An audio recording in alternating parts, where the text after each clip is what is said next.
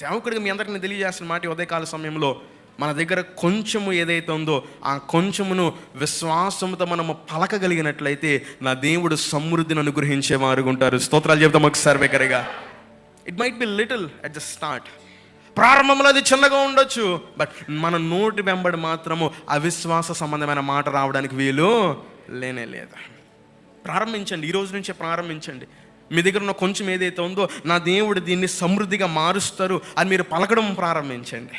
మీ దగ్గర ఉన్న కొంచాన్ని తీసుకొని దీనితో నా దేవుడు సమృద్ధి కార్యాలు జరిగిస్తారు ఖచ్చితంగా అని పలకడం ప్రారంభించండి. మీ జీవితాల్లో ఆ అద్భుతాన్ని కనులారా రోజు వెంబడి రోజు అనుభవించేవారుగా ఉంటారు. ఆమెను చెప్తాం ఒకసారి బిగ్గరగా. ఇక్కడ రాయబడుతున్న మాట, నీతి కలిగినట్లు మనుషుడు హృదయంలో విశ్వసించును, రక్షణ కలిగినట్లు నోటితో ఒప్పుకునేవాడిగా ఉండాలి, నోటితో పలికే వారంగా ఉండాలి. మన నోటి వెంబడి విశ్వాస సంబంధమైన పలుకును మనము పలికే వారంగా ఉండాలి. మన నోటితో మనము పలికే మాటల ద్వారా మాత్రమే ఇదిగో దేవుని యొక్క కార్యాలు మనం అనుభవించే వారంగా ఉంటాము, చూసే వారంగా ఉంటాము అనే విషయాన్ని మనం గ్రహించే వారంగా